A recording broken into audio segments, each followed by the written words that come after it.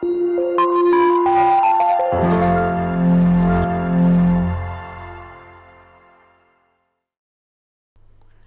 students, hope you all are doing good. Today we are doing a chapter named Making a Living.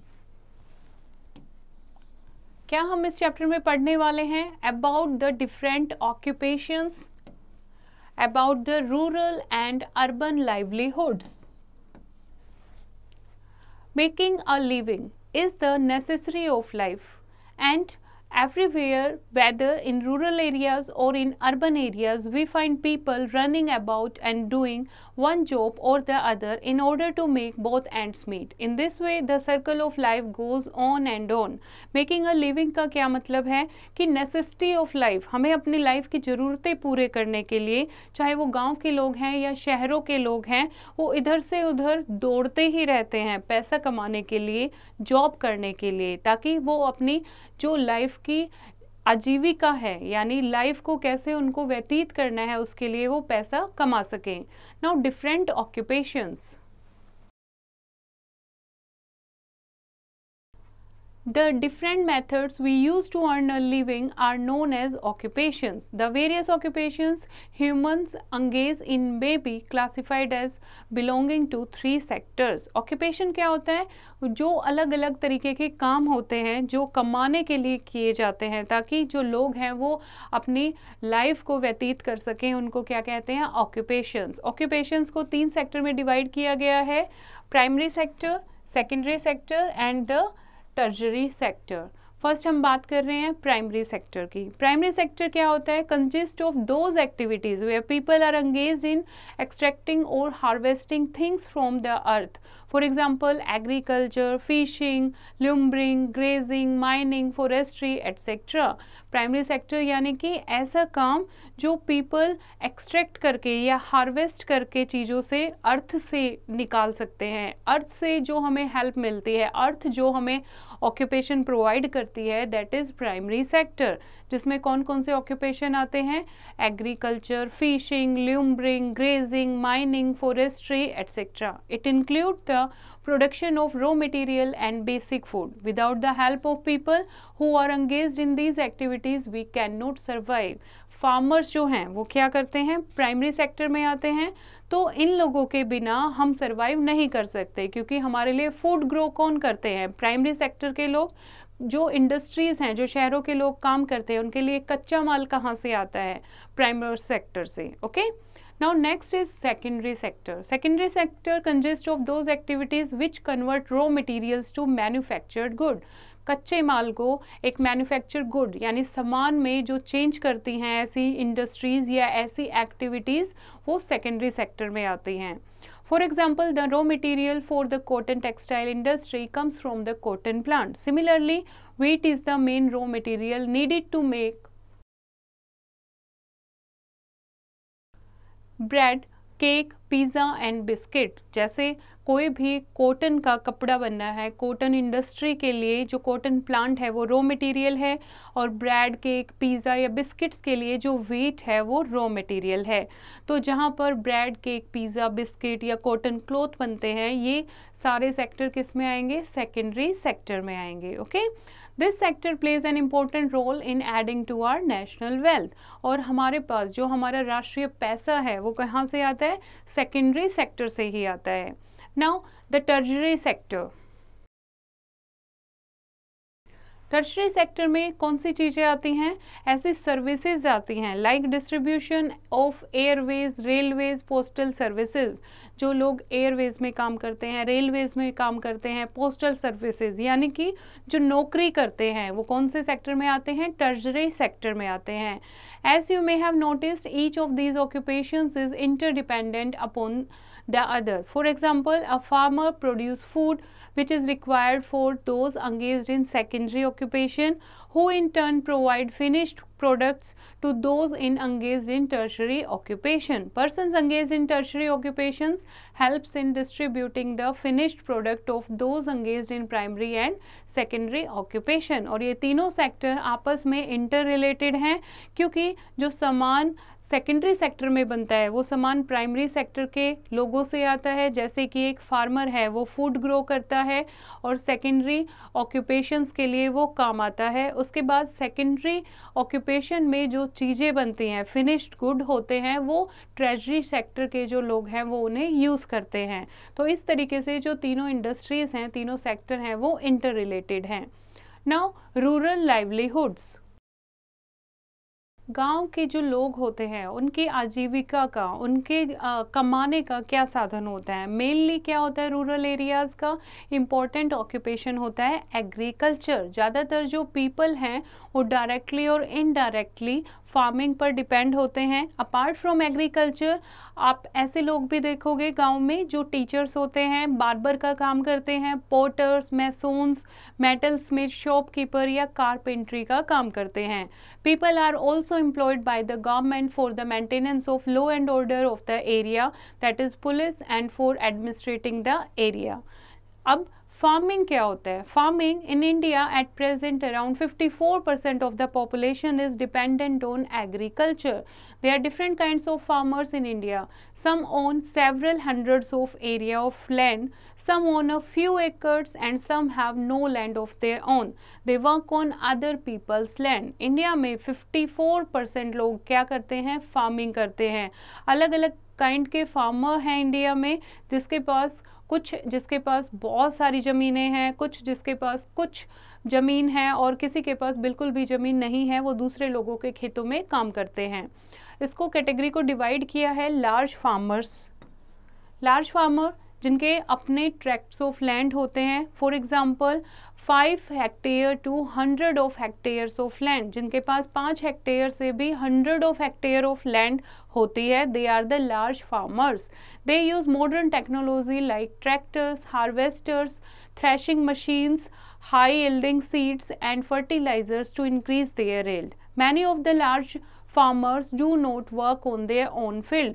ज़्यादातर जो large farmers होते हैं, जो large land owners होते हैं, वो अपने खेतों पे खुद काम नहीं करते हैं, वो दूसरे लोगों को employ करते हैं। Especially the landless farmers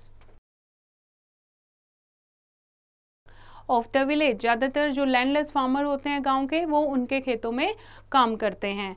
many large farmers grow cash crop like cotton and sugar cane along with food crops like wheat and rice.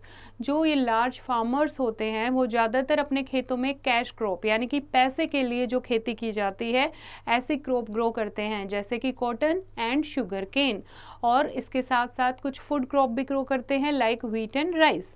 Then there are the medium farmer जिनके पास 2 to 5 हेक्टेयर ऑफ लैंड होती है। ये अपनी land को खुद cultivate करते हैं and they produce just enough food for themself. अपने लिए ये फूड प्रोड्यूस करते हैं with a little left over for selling in the market. थोड़ा बहुत जो इनकी सरप्लस जो फूड होता है अपने खुद के लिए प्रोड्यूस करने के बाद जो थोड़ा बहुत सरप्लस अनाज होता है वो उसको मार्केट में सेल कर देते हैं। They are called subsistence farmers. They mainly grow food crops like wheat, rice and pulses. उसके बाद आते हैं मार्जिनल फार्मर्स। मार्जिनल फार्मर्स कौन से होते हैं? जिसके पास 2 हेक्टेयर से भी कम लैंड होती है। They till their land either by hand or with the help of animal driven plows. They grow food crops which are often not sufficient even to feed the family. और इतनी कम ज़मीन इनके पास होती है कि इनके पास इतना अनाज भी ग्रो नहीं होता कि अपनी फैमिली के लिए सफिशिएंट अनाज ग्रो कर सकें। Marginal farmers often work on other farms to get more money, और ज़्यादा पैसा कमाने के लिए इन्हें दूसरों के खेतों पर भी काम करना पड़ता है। उसके बाद है नेक्स्ट कैटेगरी लैंडलेस फार्मर, जिनके पास कोई अपनी ज़मीन नहीं होती है। वो दूसरे लोगों की, दूसरे फार्मर की लैंड पर काम करते हैं अपनी लिविंग को सपोर्ट करने के लिए। पुअरली होते हैं, ये पुअर होते हैं, इनको बहुत कम पैसे दिए जाते हैं दूसरों के खेतों में। जब ये फार्मिंग करते हैं, काम करते हैं, उसके बदले इनको बहुत कम पैसा दिया जाता है। Often the large farmers own was land they work pay them in kind. For example, they give them grain instead of money. ज़्यादातर जो फार्मर हैं वो उनको पैसों के बदले अनाज दे देते हैं ताकि उनकी फैमिली का गुजारा हो सके. Not all farmers grow crops. Some are engaged in occupations like dairy farming, poultry farming, cattle rearing, fishing, etc. ज़्यादातर जो फार्मर हैं वो एग्रीकल्चर करते हैं, लेकिन ज़रूरी नहीं है सारे एग्रीकल्चर करते हैं. कुछ अपने फार्म्स में अलग अलग काम करते हैं, जैसे कि dairy farming, poultry farming, cattle rearing, fishing etcetera. Dairy farms क्या होते हैं? जिसमें काउस को पाला जाता है. मिल्क काउ से हमें मिलता है, मिल्क का प्रोडक्शन बहुत ज़्यादा होता है, तो मिल्क को क्या करते हैं, शहरों में बेच देते हैं या फिर डेयरी फार्म्स में बेच देते हैं, जिनसे वो चीज़, बटर, घी एंड क्रीम वो लोग बनाते हैं. उसके बाद पोल्ट्री फार्मिंग क्या होती है, जिसमें chickens, ducks and other fowl को मीट और एग के लिए रियर किया जाता है. In our coastal belt, fishing is an important occupation. The government is encouraging aquaculture, that is rearing aquatic animals like fish and shrimp for food in a big way, and fishes from India are exported to several other countries. Coastal areas में ज़्यादातर जो लोग हैं वो fishing करते हैं और government लोगों को एनकरेज कर रही है ताकि वो एक्वाकल्चर यानी फ़िश रियर करें, और क्योंकि फ़िश जो हैं वो इंडिया से बाहर भी एक्सपोर्ट की जाती हैं. Now other occupations in the villages. Apart from farming, there are other occupations that are pursued in most villages. People जो गांव के people होते हैं वो कुछ कलेक्शन फ्रॉम फॉरेस्ट करते हैं, कुछ एनिमल हस्बेंड्री का काम करते हैं, डेयरी प्रोड्यूस करते हैं, फिशिंग का काम करते हैं, collection of tendu leaves, honey, herbs from the forest and their sale to the traders is a source of additional income for the villagers. और क्या करते हैं, जो फॉरेस्ट प्रोडक्ट होते हैं उनको वो इकट्ठा करके ट्रेडर को बेच देते हैं ताकि उन्हें एक्स्ट्रा पैसा मिल सके. People pursuing different professions like doctors, nurses, teachers who earn their income with their services are also found in the village community. Thus, in a village, both farming and non-farming activities from a source of income. इस तरीके से गांव में income का source दोनों चीज़ों से आता है, फार्मिंग एक्टिविटीज़ से भी एंड नॉन फार्मिंग एक्टिविटीज़ से भी. नाउ नेक्स्ट बात कर रहे हैं हम अर्बन लाइवलीहुड्स की.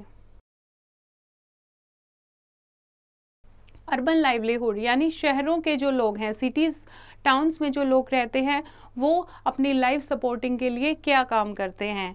This is due to the variety of jobs available in urban areas. गांव से पॉपुलेशन जो है शहरों में बढ़ती जा रही है क्योंकि शहरों में बहुत सारी जॉब्स अवेलेबल हैं. From administration to education to banking to health, there are many opportunities for jobs in urban areas, but just as there are rich farmers and poor farmers in villages, not all the people living in urban areas have well paying jobs. Let us look at some of the jobs available in cities and towns. First है factories. शहरों में factories होती हैं and usually this area is situated away from the area where most of the people live. जहाँ पर लोगों की settlement होती है वहाँ से फैक्ट्री का एरिया जो होता है वो दूर होता है. In factories we find people working as managers, designers, engineers, machine operators, mechanics, laborers, watchmen and so on. Most of the people who work in factories have to have special skills. जो factories में जो काम करते हैं उनके पास special skills होती हैं. And working जो इन्वायरमेंट होता है फैक्ट्री का वो डे शिफ्ट भी होता है और नाइट शिफ्ट भी होता है. और सारी जो फैक्ट्रीज हैं वो गवर्नमेंट के रूल फॉलो नहीं करती हैं, यानी कि मिनिमम वेजेस तक पे नहीं करती. So many of the worker receive low wages. Factory jobs में also be quite risky as all factories do not take proper measures to prevent accidents. Factory में काम करना और भी मुश्किल है. क्यों? क्योंकि ज़्यादातर जो फैक्ट्रीज़ हैं वो ऐसे मेजर नहीं फॉलो करती जिनसे एक्सीडेंट से बचा जा सके. Factory jobs are not always permanent. Some workers are employed only for periods during which the factory requires their services. They are called casual workers. और जो फैक्ट्री जॉब होती हैं ये परमानेंट भी नहीं होती हैं, क्योंकि कुछ वर्कर उसी टाइम के लिए एम्प्लॉय किए जाते हैं जब तक वो काम पूरा होना है. ऐसे वर्कर्स को क्या कहते हैं? Casual workers. नेक्स्ट है सर्विसेज. कुछ फैक्ट्रीज में काम करते हैं, कुछ लोग क्या करते हैं? नौकरी करते हैं, जॉब करते हैं. The service industry employees more than half the people working in cities. Shopkeepers, auto rickshaw and taxi drivers, teachers, doctors and nurses all provide us with some service. Banks, insurance agencies, the railways and the postal and telephone services are service providers that employ millions of people across the country. और ये ऐसे sectors हैं जिसने बहुत सारे लोगों को job दे रखी है. Doctors, lawyers, teachers and bankers are called professionals as they follow a chosen profession. The services they provide society with are of vital importance. Doctors and nurses help to cure the sick. Many doctors work in hospitals and earn a fixed salary. Doctor जो होते हैं वो इलाज करते हैं. ज़्यादातर जो doctor है वो हॉस्पिटल्स में काम करते हैं जिनकी फिक्स सैलरी होती है, और कुछ के अपने क्लिनिक होते हैं और इंडिपेंडेंटली वो प्रैक्टिस करते हैं. टीचर्स क्या करते हैं? टीचर्स बच्चों को स्कूल और कॉलेजेस में पढ़ाते हैं. A common sight in cities these days are the numerous centers that offer extra coaching to students.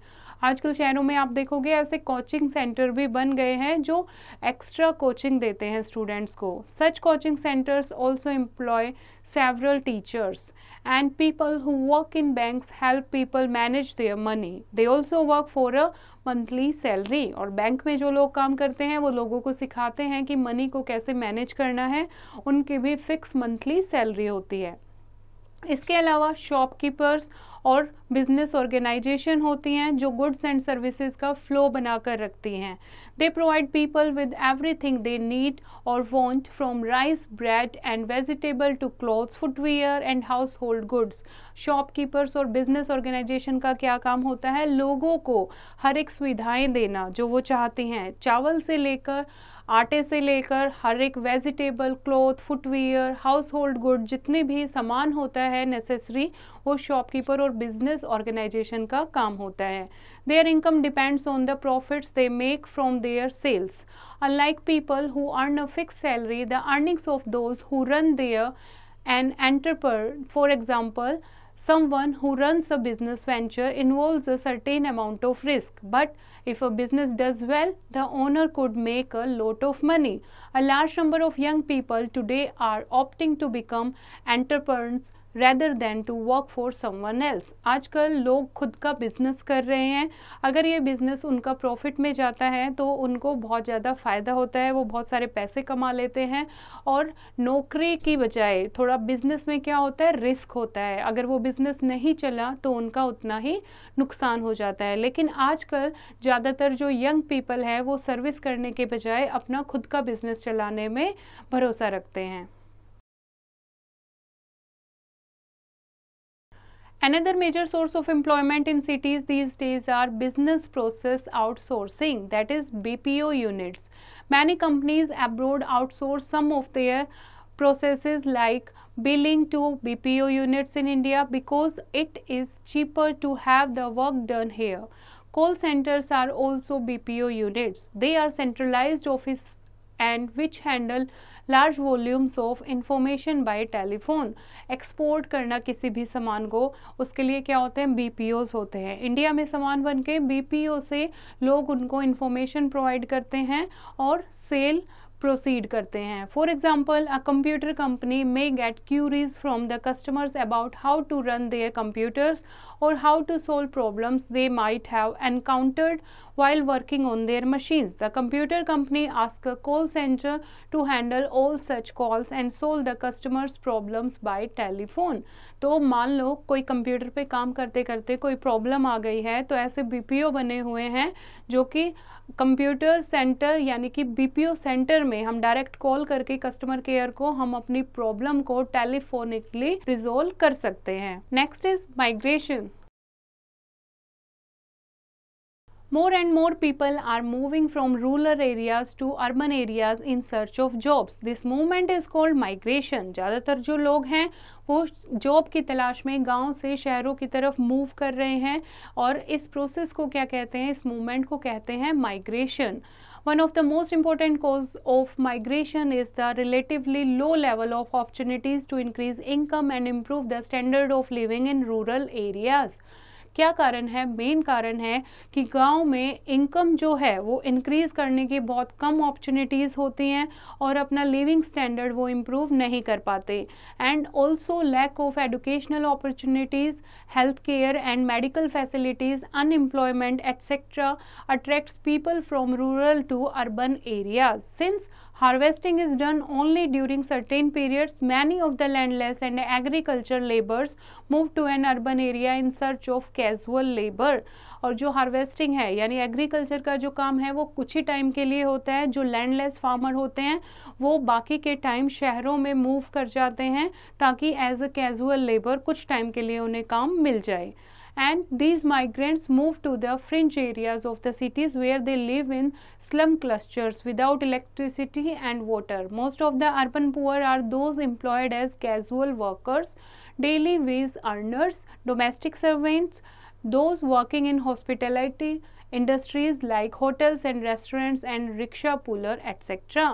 और ये लोग वहाँ पर जाके रिक्शा पुलर का काम करते हैं या फिर होटल्स एंड रेस्टोरेंट्स में काम करते हैं, कुछ डोमेस्टिक सर्वेंट्स का काम करते हैं, ये डेली वेज अर्नर्स का काम करते हैं.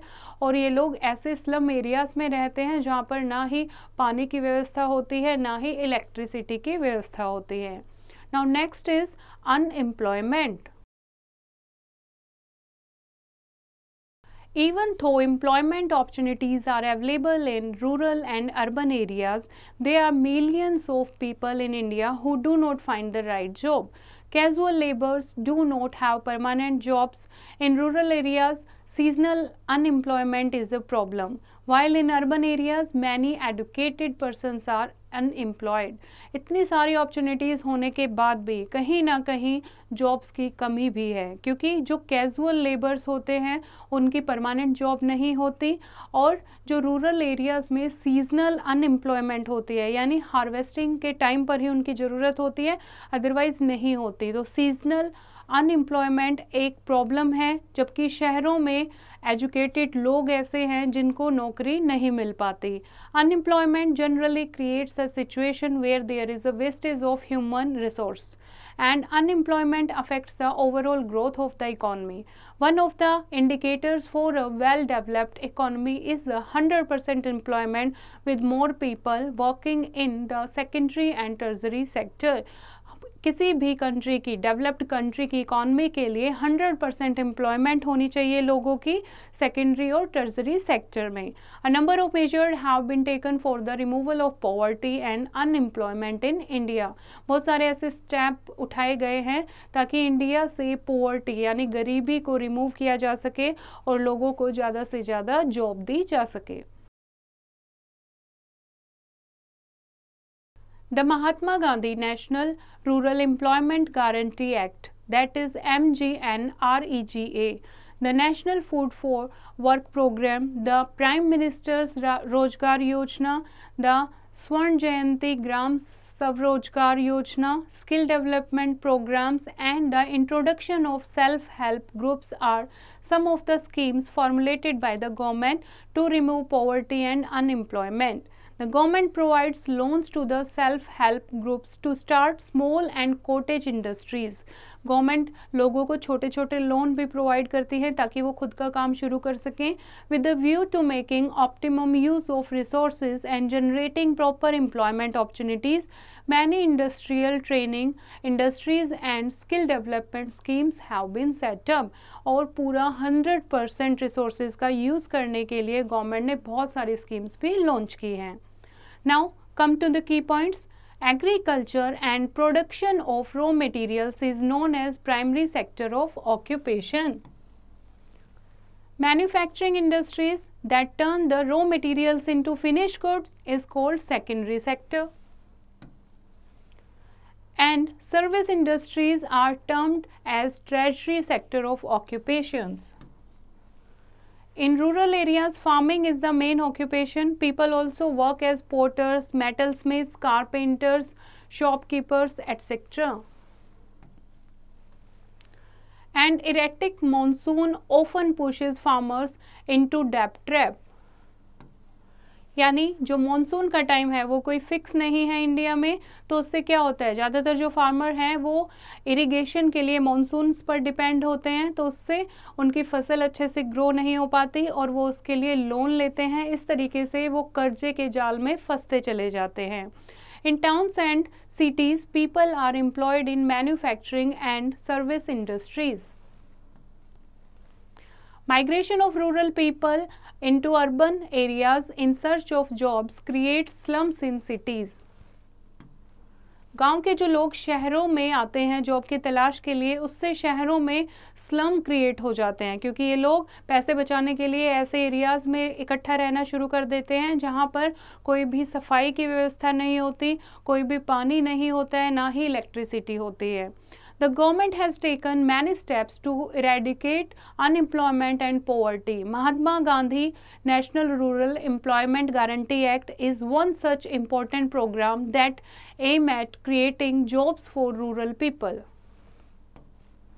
और गवर्नमेंट बहुत सारे ऐसे स्कीम्स, बहुत सारे ऐसे एक्ट लेके आई है ताकि ज़्यादा से ज़्यादा लोगों को रोजगार मिल सके, पॉवर्टी को इंडिया से हटाया जा सके। आई होप बच्चों आपको ये चैप्टर समझ आया होगा। फिर से इसको रीड करेंगे और एक्सरसाइज की प्रैक्टिस खुद करेंगे।